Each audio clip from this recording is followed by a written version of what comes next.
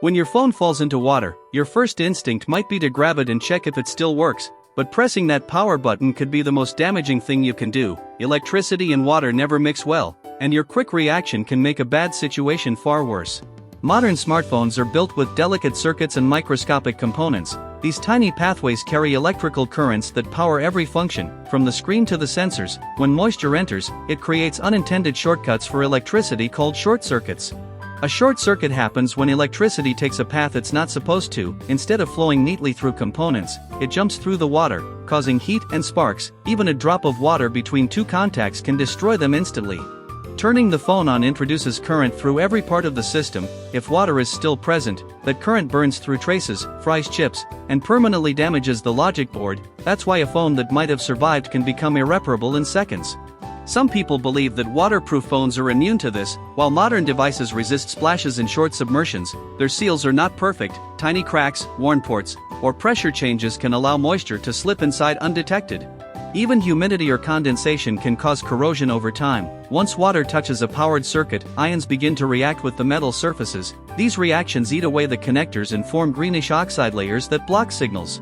The right move after your phone gets wet is to turn it off immediately, not on. Cutting the power prevents electricity from causing internal damage. Remove the case, SIM card, and memory card if possible, to help air circulate.